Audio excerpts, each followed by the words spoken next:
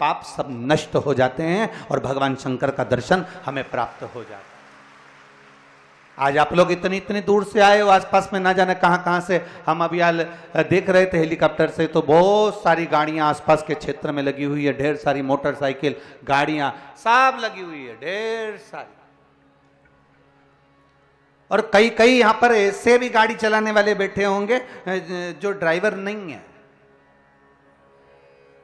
अच्छे ड्राइवर नहीं है जो, पर फिर भी गाड़ी लेकर आए। अरे बोलो तो जरा जम के, सही है कि गलत है? आपको मालूम है कि ड्राइवर सही है कि नहीं, फिर भी वो गाड़ी लेकर आया, किसके भरोसे पर आया? अरे बोलो जम के बोलो जरा, देव अधिदेव महादेव के भरोसे पर आया है। ड्राइवर को मालूम है कि मुझे इतनी गाड़ी नहीं आती, पर घर के लोग बोल रहे हैं कि हमें मुंगली जाना है, हमें वहां पहुंचना है, शिव पुराण की कथा श्रवण करना है, हमें यज्ञ का दर्शन करना है, यज्ञ की परिक्रमा करना है, संत सम्मेलन में पहुंचना है। तो एक प्रयास कर जो आने की ललकता थी, वो ललकता के कारण भगवान शंकर पर आश्रित होकर, शिव को अपना इष्ट मानकर, भगवान शंकर को केंद्र बिंदु मानकर चल दिया। अब किसके भरोसे? जम के बोलो, भोले बाबा के भरोसे। अब जब भोले बाबा के भरोसे आया तो मंजिल तक पहुंचा कि नहीं पहुंचा? कथा तक पहुंचा कि नहीं पहुंचा? जब भोले बाबा के भरोसे चलाना नहीं भी आती, अपने आप चलाकर यहां तक पहुंच सकते हो, तो भोले बाबा के भरोसे आप उस परमात्मा के करीब भी पहुंच सकते हो। निश्चित है, भले कुछ आए ना। अभी कोई कह रहा था गुरुजी की वो शिवरात्रि पर पूजन कैसे करना चाहिए, शंकर भगवान को रिझाना कैसे चाहिए। आज सोमवार की अष्टमी है, हम मूंग का प्रयोग करें, हम बेलपत्री का प्रयोग करें। अब आपको तो ना तो बेलपत्री का प्रयोग करने की जरूरत पड़ेगी, ना मूंग का प्रयोग करने की जरूरत पड़ेगी। स्वयं शिव भगवान की पवित्र कथा सुनने का मौका मिल गया तो सब कुछ तुम्हारा यही हो गया।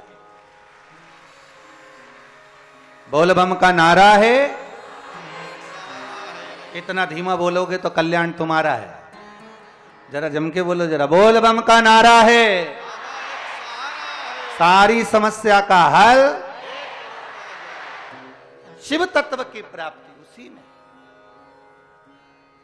आप कथा का रस तत्व ग्रहण कर रहे हैं, आप भगवान की कथा को सुन रहे हैं, आप भगवान के भजन को सुन रहे हैं, आप भगवान के स्मरण को कर रहे हैं।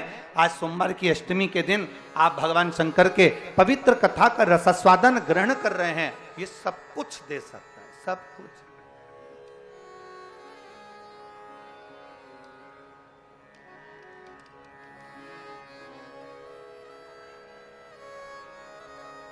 एक भाव के साथ, एक आनंद के साथ शिव तत्व की प्राप्ति का केंद्र बिंदु है शिव महापुराण।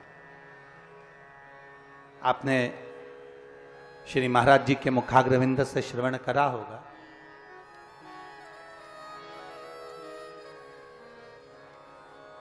एक देवराज नाम का ब्राह्मण, बहुत ब्राह्मण कुल में जन्म ले लेना एक अलग बात है, पर ब्राह्मण कुल में जन्म लेने के बाद में ब्राह्मण कर्म कर पाना बहुत कठिन बात है, बहुत कठिन।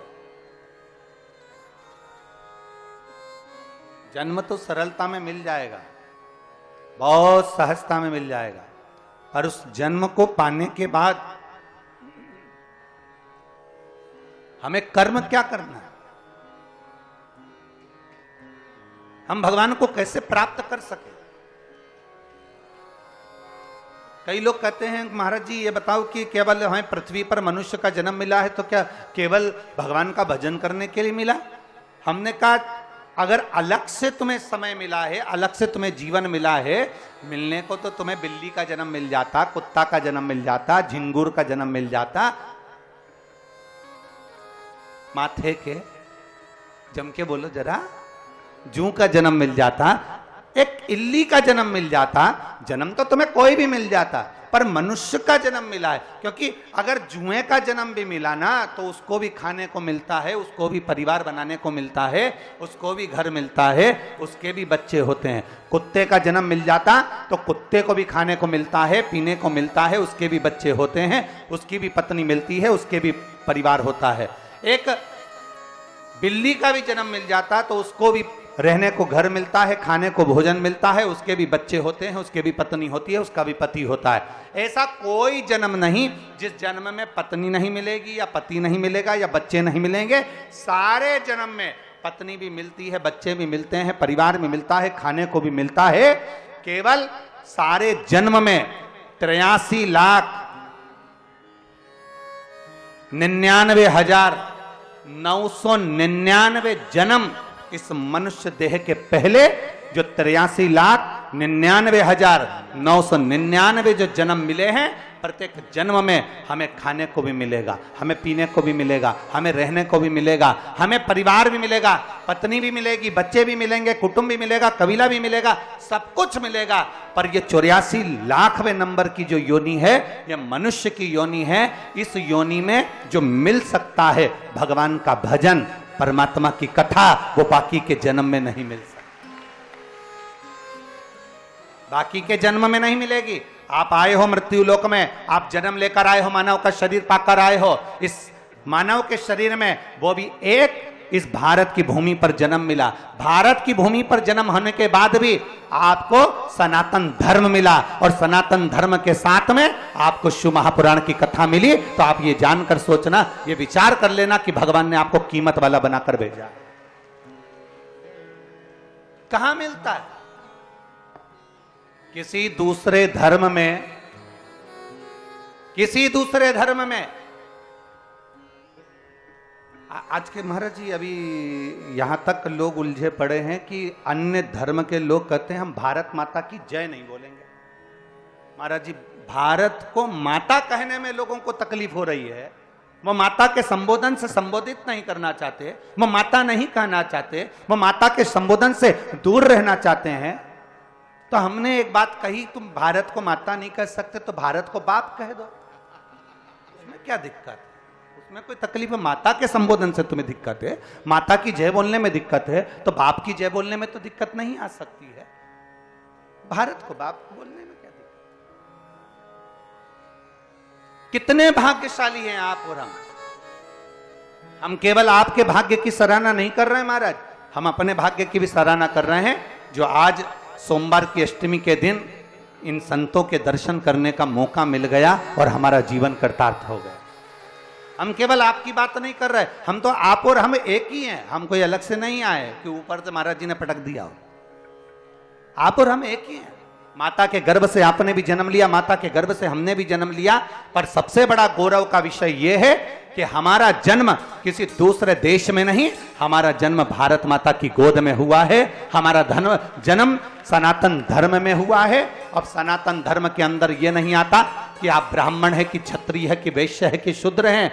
सनातन धर्म के अंतर्गत यह आता है कि आप किसी का दिल नहीं दुखाते, आप किसी को परेशान नहीं करते, आप किसी को व्यर्थ में गालियां नहीं देते, आप किसी को अपशब्द नहीं कहते, आप किसी को ताने नहीं देते। आपकी वाणी जब भी निकलती है तो भारत माता की जय बोलने के लिए, सनातन धर्म की जय बोलने के लिए, हिंदू धर्म की जय बोलने के लिए निकलती है। यह आपकी वाणी है, यह आपका आनंद है।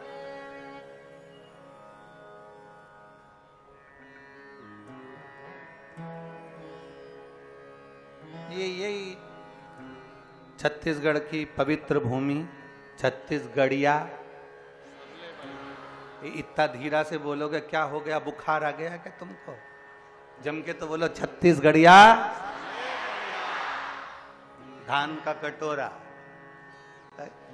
इतने छत्तीसगढ़ की पवित्र भूमि पर हम कई बार कथा करने के लिए आए महाराज जी। आसपास के ग्रामीण क्षेत्रों में बहुत थोड़ी तकलीफें तो रहती है, क्योंकि वहाँ लोग भगवान की पूजन को आडंबर मानते हैं। शिव जी को जल चढ़ाना आडंबर समझते हैं। मंदिर में से बेलपत्र उठाकर खाना आडंबर समझते हैं। शिव जी को जल चढ़ाकर आचमन करना आडंबर समझते हैं। कारण उन्हें भगवान से प्रॉब्लम नहीं है, उन्हें दिक्कत केवल सनातन धर्म से है कि सनातन धर्म का व्यक्ति अगर जागरूक हो गया तो बाकी के धर्म सब पीछे खसकते चले जाएंगे, और धर्म उन पीछे सरकते गए तो भारत धर्म में, सनातन धर्म में आगे बढ़ जाएगा और विश्व गुरु होकर फिर विराजमान हो जाएगा। महाराज हर चंदन है इस देश की माटी, तपोभूमि हर ग्राम है, हर बाला देवी की प्रतिमा, बच्चा बच्चा राम है, जिसके सैनिक समर भूमि पर गाया करते गीता है, उसी माटी के हल्के नीचे खेली करती सीता है। ये वो पवित्र धरा। देवराज ब्राह्मण कुल में जन्म तो ले लिया, पर ब्राह्मण जैसा कर्म नहीं कर पाया। कर्म करा था उसकी माता ने। एक कर्म बड़ा विचित्र करा देवराज की माता ने कि जब मां जिंदा थी, जब मां जीवित थी, एक लोटा जल लेकर शंकर के मंदिर में जाती थी। देवराज को नहीं मालूम कि माता जो एक लोटा जल चढ़ाती है उसका पुण्य क्या मिलता है, पिता जो एक लोटा जल चढ़ाता है उसका पुण्य क्या मिलता है, भाई अगर एक लोटा जल चढ़ा